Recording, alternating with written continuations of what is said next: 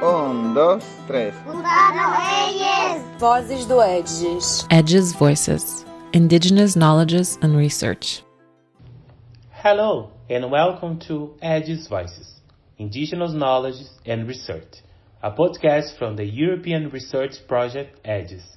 I'm Felipe Oliveira, and in this episode I talk to Ana Maria Lema Garret and Maria Luisa Sox, both from the Universidade Mayor de San Andrés in Bolivia, and Ramiro Ávila Santa Maria from the Universidade Andina Simón Bolívar in Ecuador, where conversations focus on the historical political actions of indigenous people and their key role in rethink law, citizenship, and constitutional frameworks in Latin America. Interview in Spanish and Portuguese. Boa tarde, sou Felipe Garcia de Oliveira, historiador e doutorando na Universidade Nova de Lisboa. E hoje nós estamos aqui com duas historiadoras e um jurista para falar sobre as populações indígenas, o Estado, a cidadania e os seus direitos políticos na história e na atualidade. Antes de começar, eu gostaria que cada um deles se apresentasse. Boa tarde. Mi nombre es Ana María Lema Garret, soy boliviana, soy historiadora, enseño en la Universidad Mayor de San Andrés en La Paz y los temas que me interesan son la historia ambiental, la historia de las mujeres y también, por supuesto, la historia de las relaciones entre pueblos indígenas de las tierras bajas en Bolivia con el Estado y con la sociedad boliviana. Muito obrigado. Bueno, yo soy María Luisa Sox. Soy historiadora, también boliviana, de la Universidad Mayor de San Andrés. Y los temas que trabajo giran sobre todo en la época de los procesos de independencia, inicio del siglo XIX, donde he trabajado participación indígena en esta guerra, pero también hago historia de las mujeres, enseñanza de la historia es otro de los temas que me convoca, y finalmente un poco de historia del derecho, pero siempre todo esto relacionado con los pueblos indígenas. Muito obrigado. Yo soy Ramiro Ávila Santa María, soy de Ecuador, enseño en la Universidad Andina Simón Bolívar y estoy dedicado al constitucionalismo andino, y en particular de eso me he dedicado últimamente a desarrollar los vínculos que existen entre derecho, saber indígena e ciência relacionada com a natureza. Bom, muito obrigado aos três. Eu acho que algo que perpassa as investigações dos três é justamente a ação política que os povos indígenas exerceram em vários momentos da história. Então eu queria que vocês comentassem isso da perspectiva de vocês, qual foi a forma de ação política que as populações indígenas exerceram historicamente, né? E como essas práticas aparecem em registros, nomeadamente, quais fontes é que a gente analisa, então, essa ação política dos povos indígenas ao largo da história para cada uma das pesquisas de vocês? Yo considero que se ha visto como a los pueblos indígenas como si no fueran políticos, como prepolíticos, y creo que eso está equivocado, que desde el inicio de la llegada de los europeos tuvieron posiciones políticas y una agencia que va a girar siempre de dos maneras. Por un lado, resistencia, rebelión, pero por el otro lado, una continua búsqueda de negociación como una estrategia para poder dialogar, pero lograr también mantener parte de sus derechos, no todos los derechos, pero sí parte de los derechos. Entonces, lo que se ha conocido como pacto colonial, como esta negociación, yo creo que es fundamental para entender y no ver a los pueblos indígenas solamente como víctimas, sino como actores reales de la historia. Y esto se ha mantenido, como te digo, desde el siglo XVI, ha pasado toda la etapa colonial y también la republicana. Siempre ha habido una respuesta política, y si es que se rebelan o no se rebelan, no es porque no saben del tema, sino porque más bien saben muy bien del tema cuando les conviene actuar de una determinada manera o de otra. A mí me gustaría mencionar hechos más recientes relacionados con la acción política, pero no solamente política, sino también social de las poblaciones indígenas Para eso hay que entender que en Bolivia la población indígena es muy diversa, ¿no? Porque el país en sí es muy diverso. Entonces hay un momento histórico que yo rescato, que es bastante reciente, bueno, ocurrió hace 35 años, y creo que en eso coincidimos con Ecuador. En el año 1990 hubo una marcha indígena llamada Marcha por el Territorio y la Dignidad, en la que se movilizaron centenares de indígenas de tierras bajas de Bolivia y partieron el 15 de agosto, fecha simbólica, desde la ciudad de Trinidad hacia la ciudad de La Paz, la sede de gobierno, en demanda de atención por parte del gobierno. ¿Por qué? Porque estos representantes de indígenas de diversos pueblos se cansaron de presentar demandas al gobierno en materia de territorio, de reconocimiento territorial, de educación, de reconocimiento ciudadano también. Decían, no somos más ciudadanos de segunda, somos igual de ciudadanos que todos ustedes. Y el gobierno puso oídos sordos. Entonces decidieron marchar para hablar directamente con el presidente de la República. Fue una marcha muy importante, no solamente para ellos, sino para todos los bolivianos, porque de repente nos dimos cuenta que muchos indígenas que creíamos que estaban en el museo o en los libros de historia, estaban caminando, estaban atravesando todo el país, eran personas de carne y hueso, con demandas muy específicas y muy legítimas. Y ocurrió que en ese año la cobertura mediática que se dio a esa marcha fue increíble. Estamos mucho antes de las redes sociales, de todo eso, pero la radio, básicamente la prensa escrita, etcétera, acompañó la marcha. La marcha culminó, llegaron a La Paz, hablaron con el presidente, hubo un montón de reuniones, hubo logros concretos, pero para mí uno de los mayores logros para Bolivia fue descubrir que éramos un país pluriétnico. Y eso se plasmó 4 años después en la Constitución.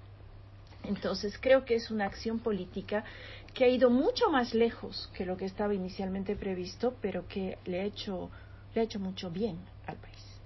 Y yo te diría, Felipe, así como rastreando el aporte de los pueblos indígenas en el constitucionalismo, a mí me parece que el primer gran constitucionalista es Guamán Poma de Ayala.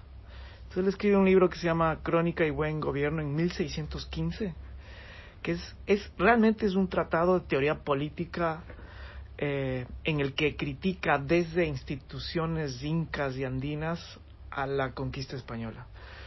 Si tú trazas desde 1615 hasta 2008, hasta las constituciones contemporáneas y la jurisprudencia de nuestros países andinos, tú vas a ver que la presencia indígena se mira, yo digo, desde 2 puntos de vista. El uno es resistencia y el otro es aportes de transformação. Esto solo queria como mencionar.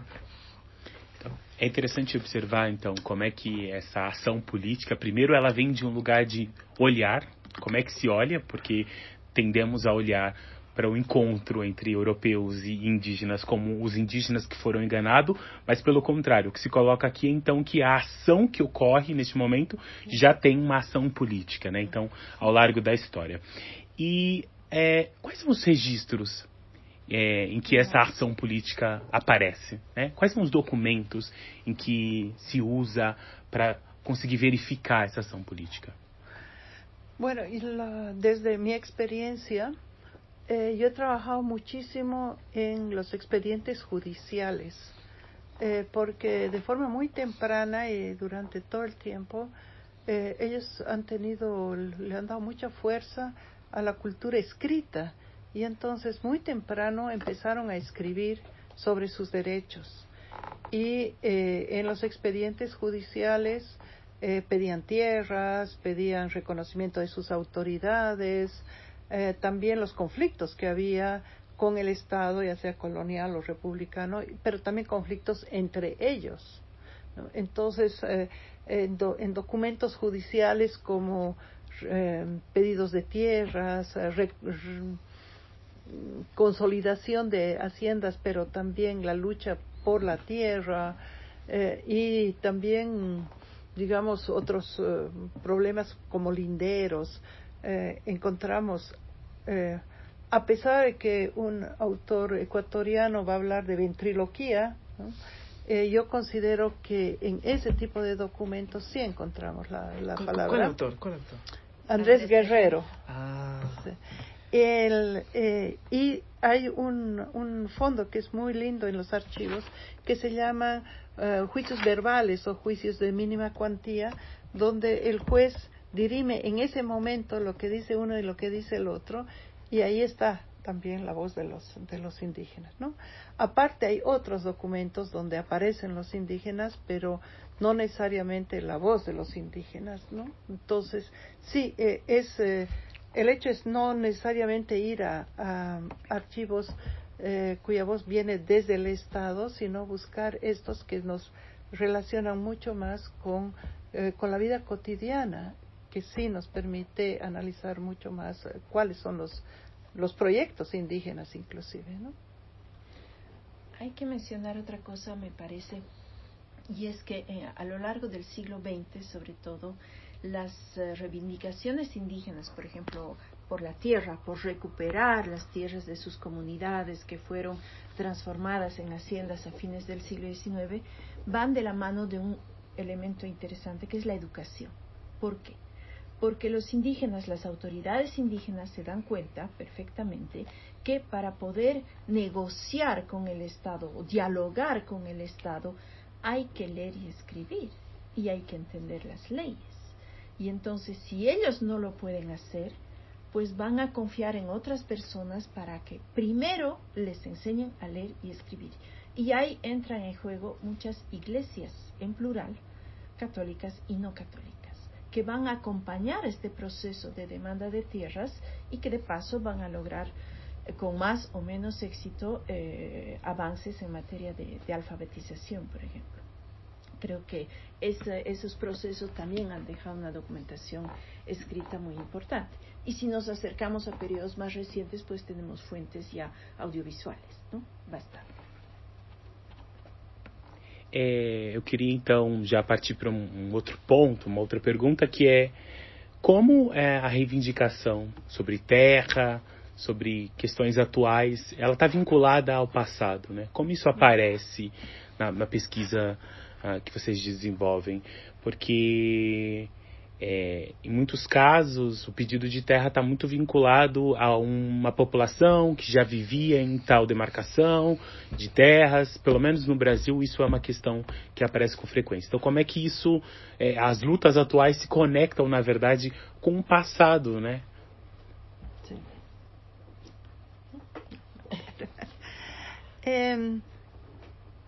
Indudablemente muchos de sus derechos los van a traer desde la memoria de su propia historia. Hay casos muy muy interesantes, por ejemplo el uso de traer testigos de tiempo inmemorial. Entonces claro, son ancianos que tienen, según ellos, más de 100 años, pero no creo que llegue así, pero ellos están trayendo, inclusive en el siglo XVI, están trayendo memoria que viene desde la época prehispánica, desde la época de los incas, donde dicen, ya teníamos nosotros esta tierra.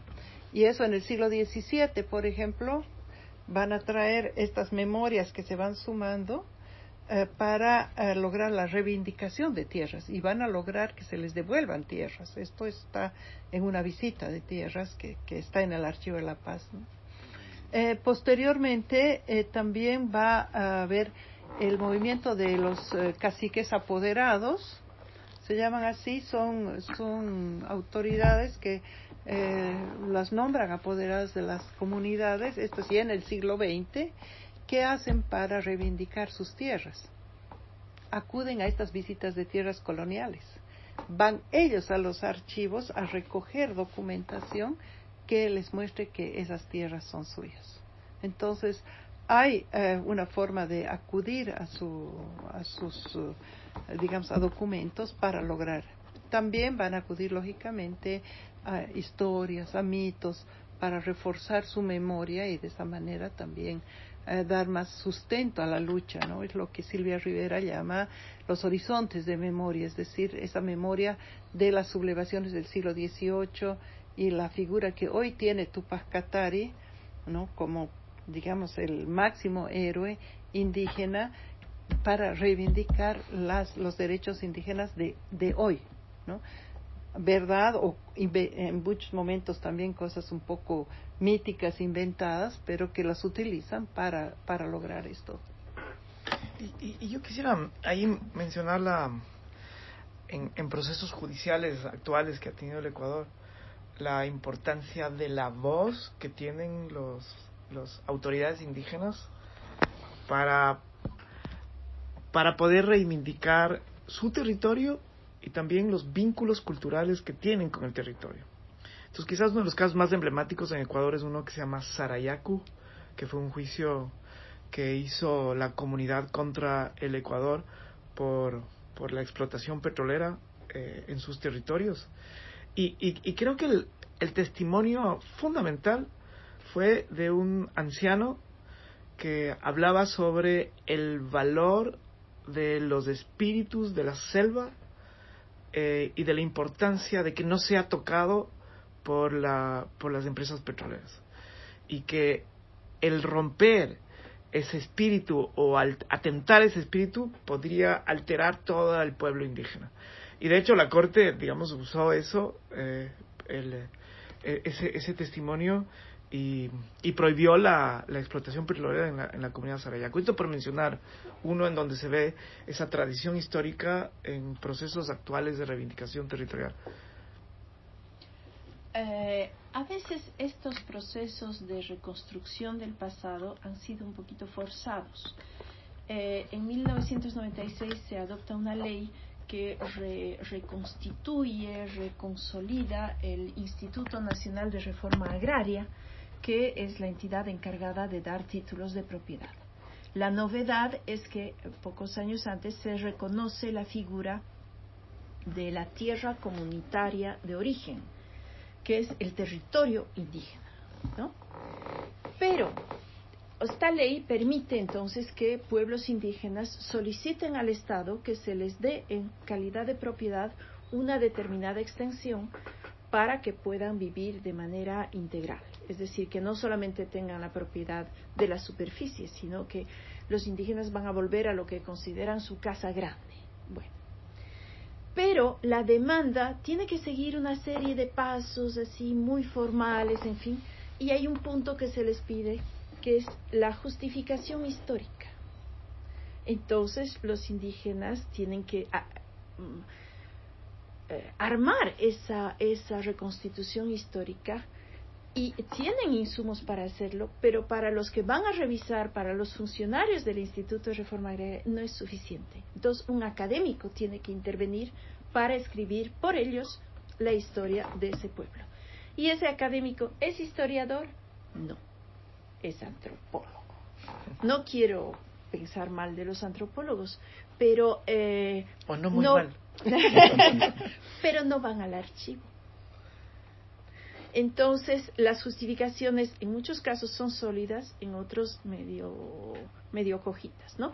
Pero bueno, de todas maneras hay esa exigencia por parte del Estado, o había esa exigencia, ahora hay otra ley, entonces es distinto, que obligaba a elaborar una historia del pueblo para poder justificar esa demanda de, en algunos casos tenemos millones y millones de hectáreas, ¿no? Bueno, y hay otro fenómeno a tomar en cuenta, y es que no podemos ver a la población indígena boliviana, y me imagino que en Ecuador y en todos los países es lo mismo, como estática. Nos movemos. Y muchas poblaciones indígenas en Bolivia han llegado a Bolivia recién en la segunda mitad del siglo XX. Entonces, pueden remitirse a un hábitat ancestral así hace 40 años. ¿Es eso ancestral? Habría que discutirlo, ¿no? Entonces, ahí manejamos desde, llamémoslo el mundo occidental, conceptos que no tienen el mismo significado para todo el mundo. Y eso trae problemas. Agora eu queria partir um pouco para pensar o impacto que esses processos de luta e de reivindicações, aqui a gente tem falado de terra, enfim, mas eu queria partir um pouco mais para a ideia de cidadania e mais do que isso, né?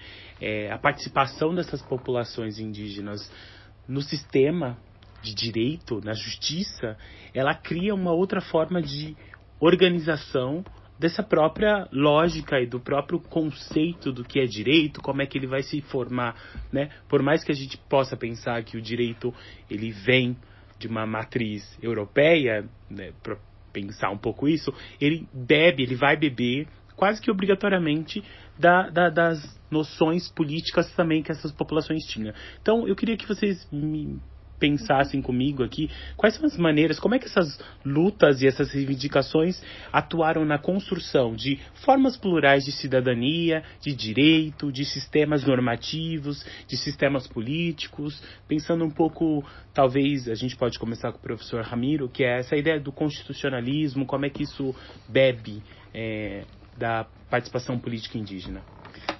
Yo creo que nuestros estados son un poquito esquizofrénicos, porque por ejemplo, Ecuador llega a reconocer que el Estado es plurinacional, igual que en Bolivia, y también reconoce derechos colectivos, y hasta llega a reconocer a la democracia comunitaria como una de las formas de democracia.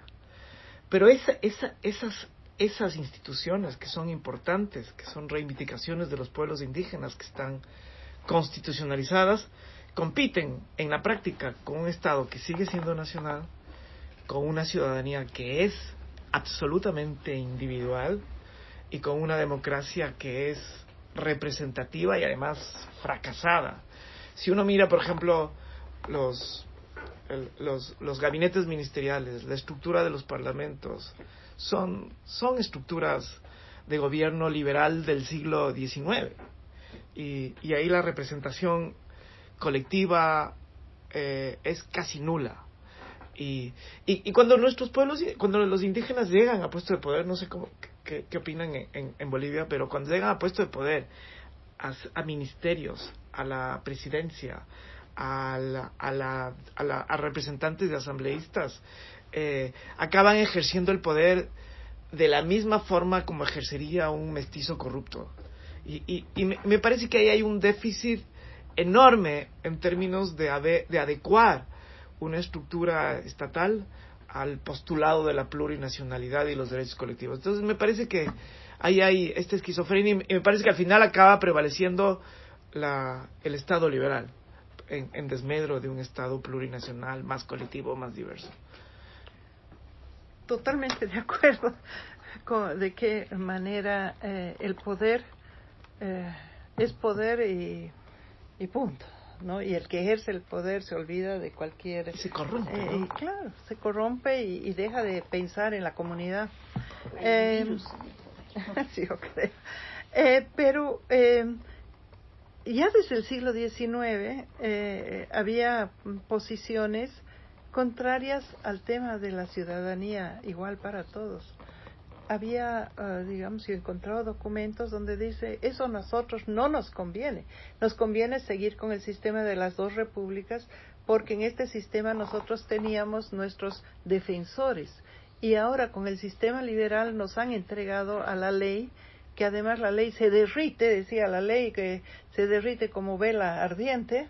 Entonces nos entregan a la ley y nosotros no tenemos quien nos defienda. Entonces, digamos, era una posición que se podría pensar muy colonial desde el punto de vista de los mismos indígenas, ¿no?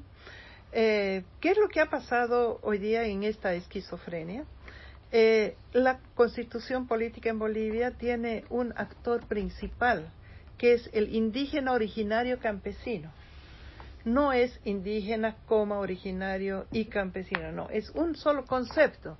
Pero es un concepto que en sí mismo tiene muchas contradicciones, porque el indígena está pensado desde el punto de vista étnico, el originario está pues pensado desde el punto de vista territorial, y el campesino es una cosa de clase.